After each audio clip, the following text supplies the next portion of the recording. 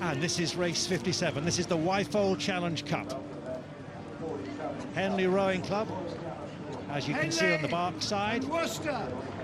And Worcester Rowing Club, whose stroke Tom Selby has billed this as Leicester City against Manchester United. Get ready, please. They're in red, but they're actually the crew who will be playing the part of Leicester if they can. They're still not ready. You can see that. In fact, that's Tim Woodman in the bow. He'll be steering, just not happy. But all is right. Attention! Go! So how will Worcester Rowing Club make an impact to begin with? It looks to be a good start already, Jim, by Henley Rowing Club, and they have a crew packed full of Henley experience and also Great Britain international experience too. Absolutely, Jonathan. They're one of the top domestic crews at the moment. Both crews will be happy to be away. The nerves sitting there in the quiet, in the lee of the island, ready for the start, but now they're away. And this is a challenging bit for a Cox's 4. Getting the crews away in a straight line. You'll see Worcester having to correct back towards their side of the river. They know they need to go out strongly. They realise that this is going to be a long, hard race. Tim in the stroke is someone who's only really come back into training. He missed all the winter season because of illness and injury. He's here now, and it's a strong start. And who knows, are they going to take inspiration from Leicester? But this is a good opening and one that gives them heart, surely. Yeah, absolutely. Approaching the quarter mile, Worcester rating about 40 strokes a minute, so they're taking a couple more strokes a minute than Henley are, and they're really going for it. They've taken the lead, and they're putting Henley under pressure, and that's obviously what they're going to try and do. They know Henley's pedigree is probably better than theirs, and the idea is to get ahead, put them under pressure, physical and psychological pressure, and just see if they can break them early. Well, they're doing everything very, very impressively, given their, not sense of inferiority, but their concern that they were up against a crew who have real talent. You look who they've got. I mean, they're one of the top boats. They won the elite and senior Copters 4s at the Metropolitan Regatta. They were 5th in the Challenge Copters 4s at Wallingford Regatta. They are good. They are, and they'll feel aggrieved because this crew was knocked out on Wednesday of Henley last year. So they feel they're better than that, and they want to prove their point. And particularly at the moment, Worcester have got the stream against them because they're more out in the middle of the river, so there's more of the current slowing them down. So it's really important for Worcester really to take their advantage when they can before probably the next 200 or 300 metres it turns into their favour. Given what we saw a few races ago in terms of the steering, everything is going to plan so far. Worcester still very much in this. Tim Woodman in the bow. David Bradley at 2, Damien Hoskins at 3, and Tom Selby in the stroke. And the bowman is the man in charge of steering. He's steering a really good line now. He's relaxed once he's got away from the island, back a sensible distance from the boom. You can see the path of the boat is a straight one. And of course, every time you steer, you slow the boat down. So he's doing a fantastic job at the moment. Just wonder how you just putting an eye on Henley, who've got this experience. They have, was it Francis Heighton, the former under-23 international, is there. You've got Samagas, who's previously captain of boats. Strong presence in the number 3 seat, behind the old man of the boat in stroke. But how do you rate the way they're working together as a team? Because this is surely not part of their game plan. I can't believe they thought that Worcester would be up there. No, I agree. I think Henley seems to be settling down to a smoother rhythm. You can see them. In fact, just looks at the television pictures you see now. Henley on the right-hand side of your screen, coming back towards Worcester. Worcester have clearly put so much effort in there. You can see the look on their face, the tenacity. You've got to admire them. And as a function of that, the steering suffered a little bit because they came over towards the middle of the course. Now returning back to their correct station.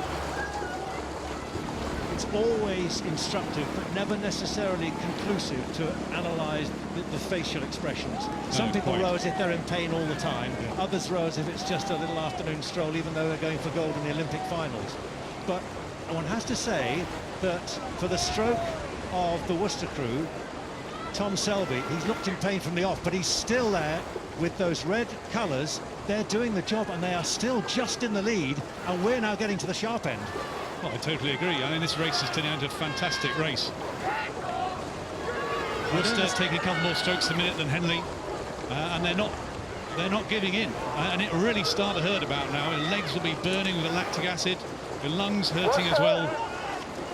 Absolutely will not let Henley come back at them. Worcester just moving across. They've been warned, you heard there, by the umpire.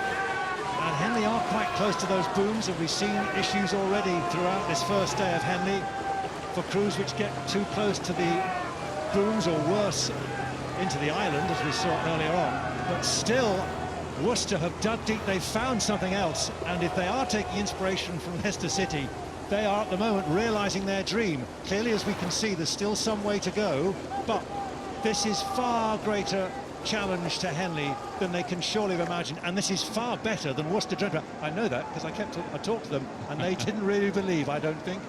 And I think Worcester feeding off the noise you get from this part of the course as they go past the Remnant Club, a very noisy part of the course, lots of support. And then you have this interesting period. We can see the trees on the left-hand side of the screen now, where the course goes quite quiet, just for a couple hundred metres, before they build into the enclosures.